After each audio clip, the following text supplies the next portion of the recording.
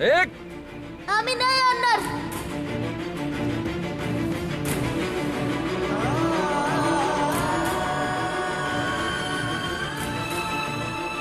दोन.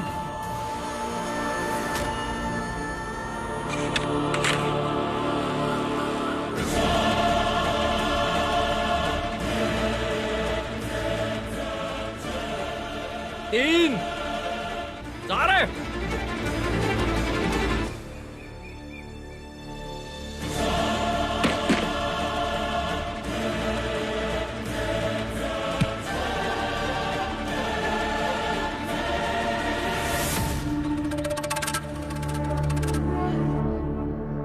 तुम्ही समजाने आतमध्ये जा, नंतर शुद्धीकरण करून घेऊ.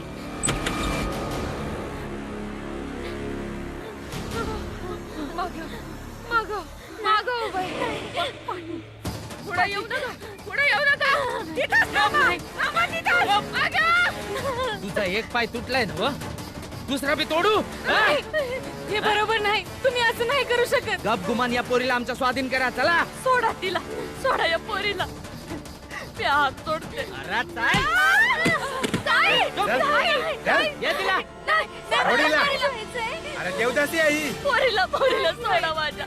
सोडा हिला, ही देवदासी काय आहे? अरे जिच्या केसांना स्वतः देवाने जटा बनवलेला आहे त्याला तुम्ही लोक कोण आहे सोडवणारे? हा, सोडा हिला.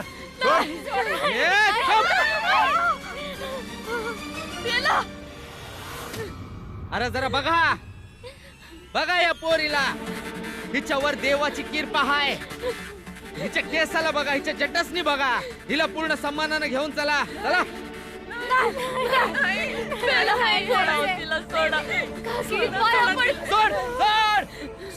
सोड.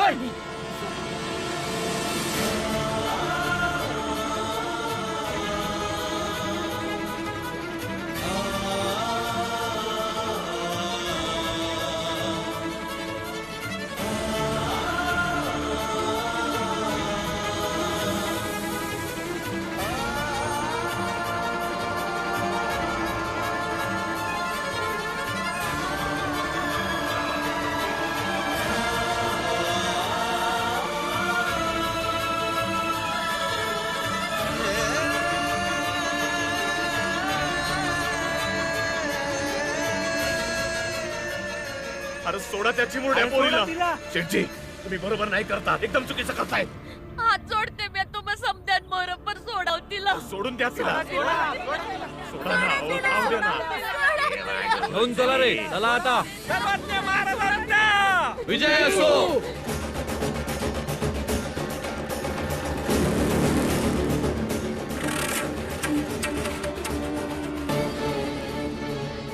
अरे कुठे घेऊन चालले तिला? सोडा ना. नाही, ते लोक तिला मारून टाकतील.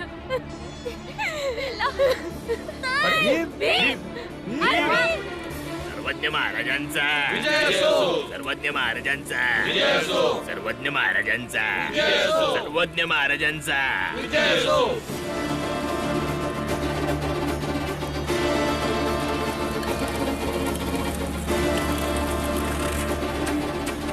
सर्वज्ञ महाराजांचा.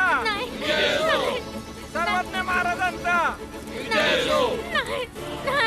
चाल.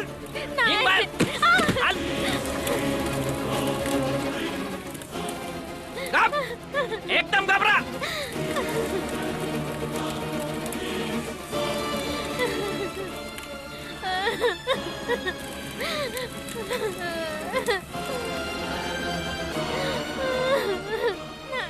नाही, मला नाही जायचंय. मला ए, सोडा. ए, सोडा तिला. नाही जायचंय. सोडा मला.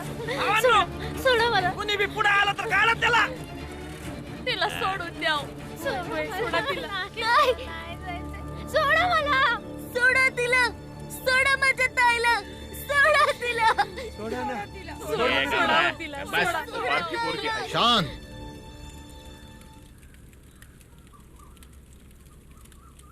हिला तर स्वतःहून देवाने निवडला आहे. आपण मनुष्य कोण आहोत? पकडणारे किंवा सोडणारे? महाराज, मला माहित आहे समद पाखंड आहे. जबरदस्तीची योजना आहे. तुम्ही आमचा बदला घेताय ना? नाही नाही,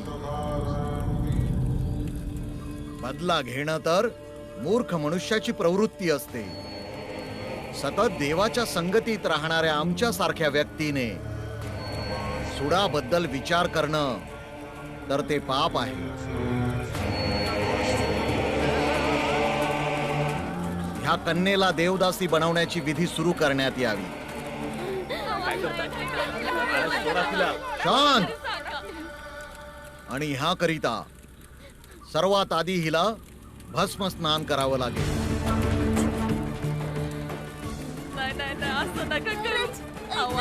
तुम्ही समजून का घेत नाही कोणी? ये घबरा, बस. ये बसवा हिला इथे. नाही नाही नाही, सोडा मला. आणि तू या अवनकुंडातील भस्माला ह्या मुलीच्या अंगाला लाव. सोडा ना, सोडा जाईल का माझं? असं सोडू नये.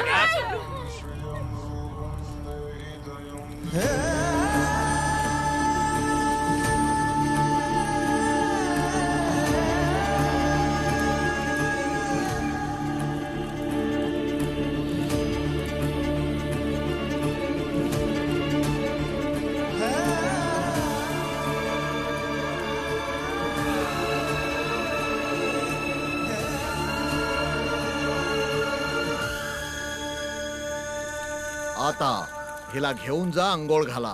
मला वाचवा, वाचवा मला. नाही नाही, सोडा मला. नाही. आणि तू रेशमी साडी, दागिने वगैरे घेऊन ये, जेणेकरून एका देवीसारखा हिचा शृंगार करू आणि मग देवतेसोबत हिचं लग्न लावून तिला समर्पित करून टाकू. हो महाराज. बोला सर्वज्ञ महाराजांचा, बोला सर्वज्ञ महाराजांचा, बोला सर्वज्ञ महाराजांचा.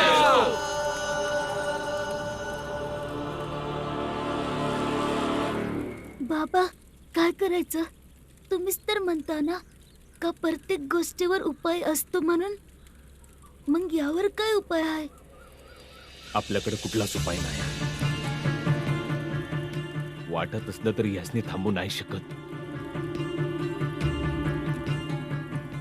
थांबू नाही शकत, पण काय बी करून यांचं मन तर बदलू शकतो ना. का स्वतः ते ताईला देवदासी बनवाया नाही बोलतील?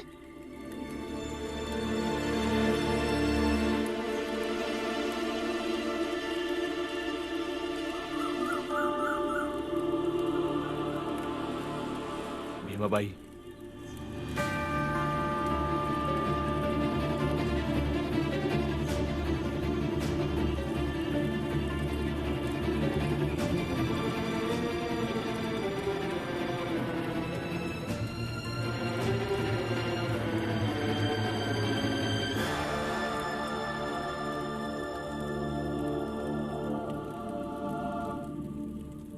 याच्या बिगर कुठलाच उपाय नाही आपल्याकडे.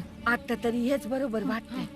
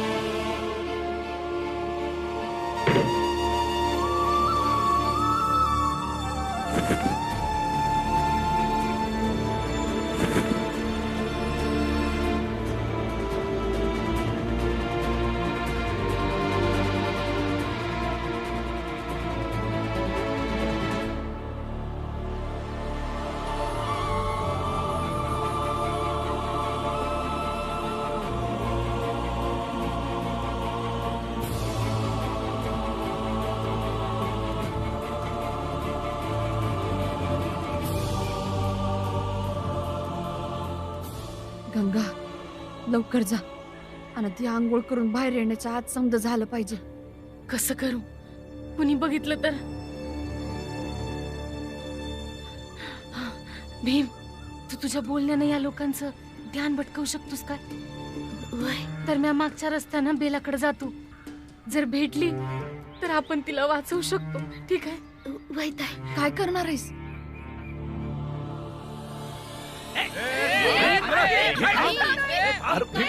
काय सोडा माझ्या ताईला, नाहीतर मी स्वतःला जाळून घेईन. आणि माझा बाबा फौज मध्ये होते, कोणी नाही वाचणार. भीम काय करतोस? जाळून घे, जाळून घे. चांगलंय. खूप बहीण बहीण करत असतोस ना. भावाची इथे राख होईल आणि बहीण देवाला समर्पित होईल. जाळून घे, जाळून घे.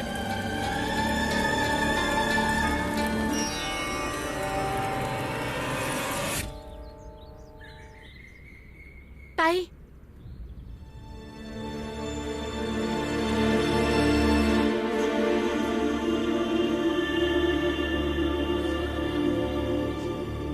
ताई, जर तुम्हासनी वाटत असेल तर बेला वाचू शकते देवदासी होण्यापासून.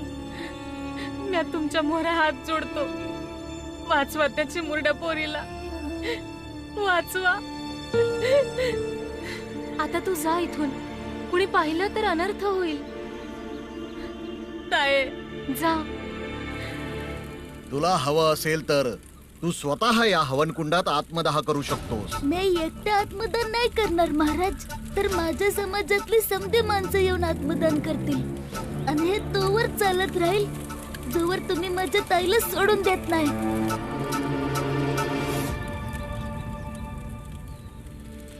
जिला देवानच निवडलंय तिच्यासाठी द्रोह करणारा तू कोण भीमराव?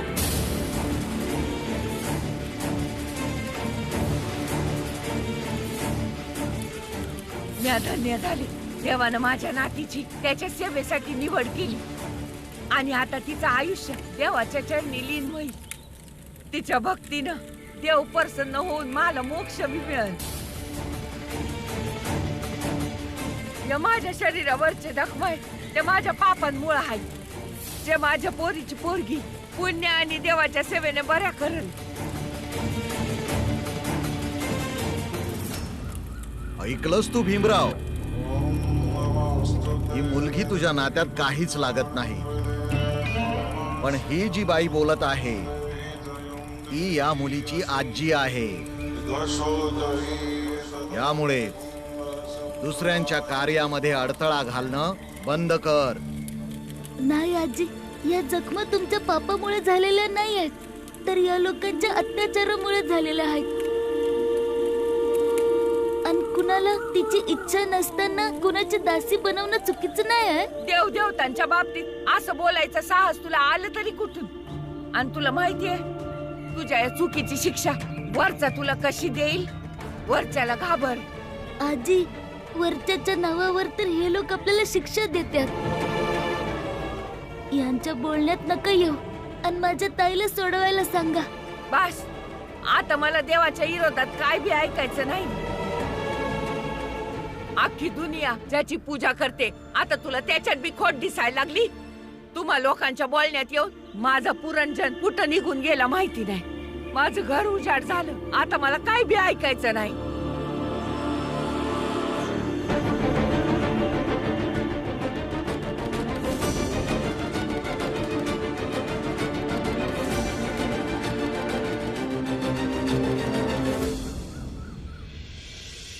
भीम, इकडे. इथे तुझं बोलणं कुणी नाही ऐकणार. वय भीमा, या इकडं. आज पहिल्यांदा योग्य बोलला आहेस रामजी.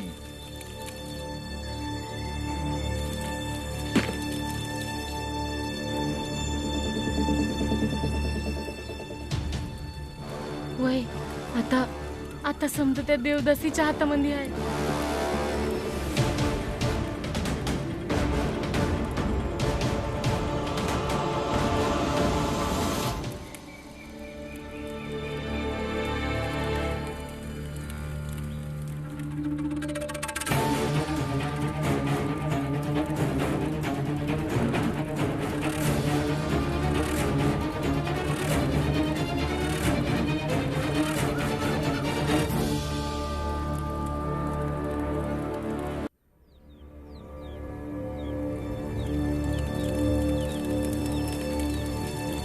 इथे ये.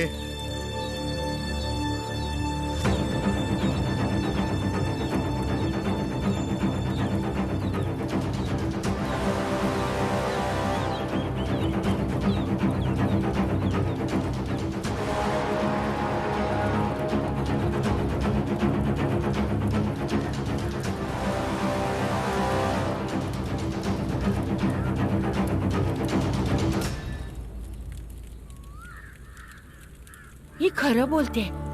आता तिची मासिक पाळी सुरू आहे. हे कसं होऊ शकतं? मला तर असं नव्हतं वाटलं. पण ही खरं बोलतेय महाराज. मी माझ्या डोळ्यांनी पाहिलंय.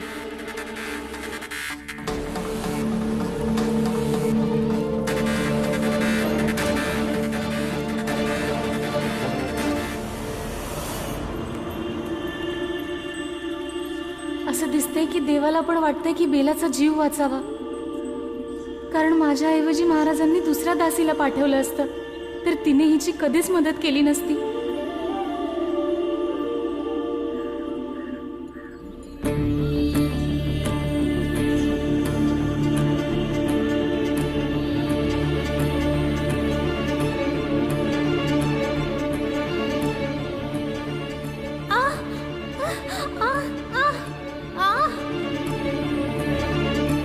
ज्या मुलींची मासिक पाळी सुरू असते त्यांना कधीच देवदासी बनवत नाहीत. याला लाव, कारण तो महाराज बोलण्याने नाही ऐकणार. तो देवदासीला नक्कीच पाठवेल. जेव्हा ती तुझी पडताळणी करेल, हे असेल तर त्यांचा माझ्या बोलण्यावर विश्वास बसेल. जा.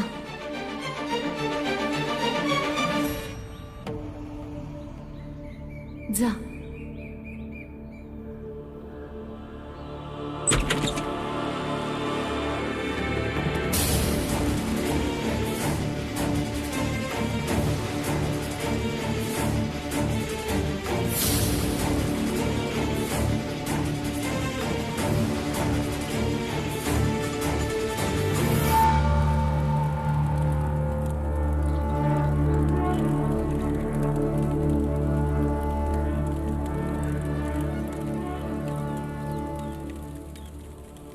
परंतु ही मुलगी तरी देखील देवदासी बनेल.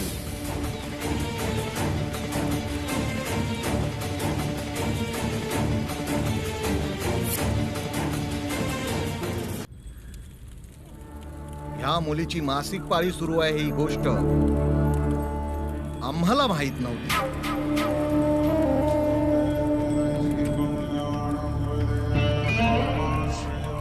आम्ही तर हिला कधीच देवाला समर्पित केलं होतं.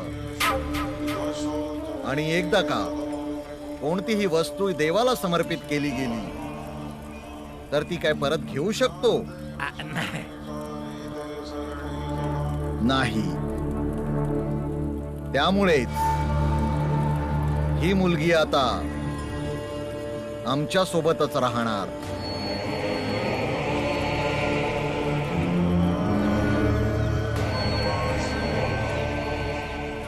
आम्ही हिला देवाच्या मूर्तीला स्पर्श करायला देणार नाही. ही आश्रमाच्या बाहेरचं सर्व काम करेल. परंतु ही मुलगी आता आमच्या मंदिराची संपत्ती बनेल. बेलाताई माणूस आहे आणि माणूस कुणाचीच संपत्ती नसते आणि ना वस्तू. तू गप्प राहा नास्तिक.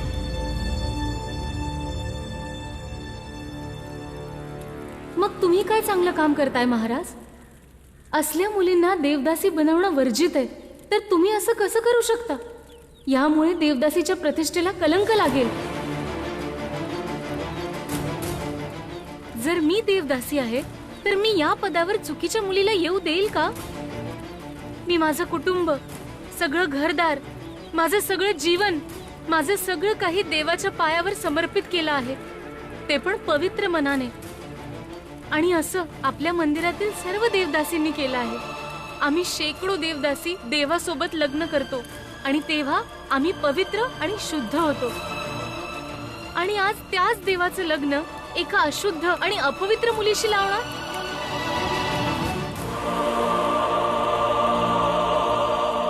आणि महाराज, तुम्हाला जरी असं वाटत असेल तरी मी असं नाही होऊ देणार, कारण हा आमच्या श्रद्धेचा प्रश्न आहे.